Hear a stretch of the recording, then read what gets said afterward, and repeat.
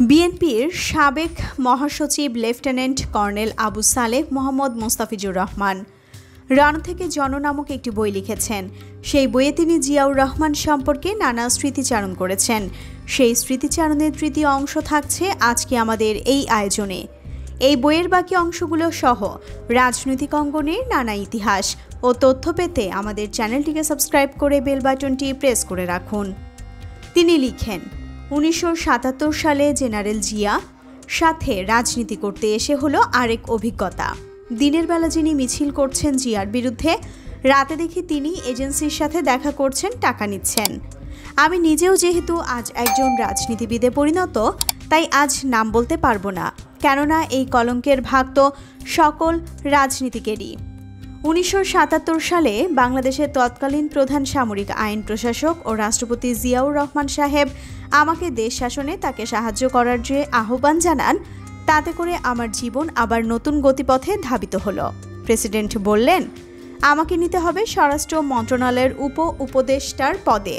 পরে 1978 সালে 15 এপ্রিল আমি স্বরাষ্ট্রমন্ত্রীর পদে যোগদান করি। স্বরাষ্ট্র দফতরে থাকাকালীন কতগুলো ঘটনা এখনও আমার মনকে নাড়া দেয়। অনেক সময় ভাবি, জিয়াউর রহমান একজন সৈনিক থেকে কিভাবে অসাধারণ প্রজ্ঞাবান রাজনীতিকে পরিণত হয়েছিলেন। স্বরাষ্ট্র মন্ত্রণালয়ের দায়িত্বে থাকার কারণে প্রেসিডেন্ট জিয়ার সংস্পর্শে খুব বেশি আসতে হয়েছে। প্রেসিডেন্টও বিভিন্ন কারণে আমাকে সময়ে অসময়ে চেয়ে বসতেন। প্রায় তিনি আমাকে গভীর রাতে নিয়ে ঢাকা শহর ঘুরে বেরিয়েছেন। এ কথা খুব গোপনে থাকতো। তিনি রাতের আধারে পুরো শহরটার চেহারা দেখতেন। কোথাও আলো না জ্বললে অথবা ম্যানহোলের ঢাকনা খোলা থাকলে তিনি তড়িৎ ব্যবস্থা নিতে বলতেন। প্রেসিডেন্টে থাকাকালীন খুলনাতে আসলেন একদিন জিয়া। খুলনা শহরে তখন বড় কোনো মসজিদ ছিল না। জিয়াউর রহমান সাহেব বললেন, একসাথে অনেক লোক জুম্মা আদায় করতে পারে এমন একটি মসজিদ তৈরি করেন না কেন আপনারা? আমি বললাম, এত টাকা পাবো কোথায়? প্রেসিডেন্ট আমাকে বললেন, আপনারা খুলনার লোকজন তো খুব কৃপণ। বললেন তিনি, চাঁদা তোলেন, আপনারা যত তুলতে পারবেন আমি তার দ্বিগুণ দেব। এরপরই পরিকল্পনা করা হয় বর্তমান নির্মিতব্য খুলনার বৃহত্তম জামে মসজিদ প্রকল্পটি। প্রেসিডেন্ট জিয়ার একটা বরাবর অভ্যাস ছিল, যে কোনো সিদ্ধান্তের পূর্বে তিনি সহকর্মীদের সাথে খুব ভালো করে আলোচনা করে নিতেন। প্রচণ্ড ধৈর্য ছিল তার। আমাদের 6 জন মন্ত্রীর সাথে তিনি প্রায়ই আলাপ করতেন বিভিন্ন গুরুত্বপূর্ণ বিষয়ে। তবে লক্ষ্য করেছি তিনি কখনো এই 6 জনকে একসাথে ডাকতেন না। কাউকে ডাকতেন নাস্তার সময়, কাউকে মধ্যাহ্নভোজে, কাউকে আবার রাতের বেলায়। তিনি নোট দিতেন, পয়েন্ট করতেন। পরে তিনি দেখাতেন আমরা সবাই প্রায় একই মতামত দিয়েছি। তার এরকম রাজস্বিক চালের ধৈর্য আমাকে মুগ্ধ করত।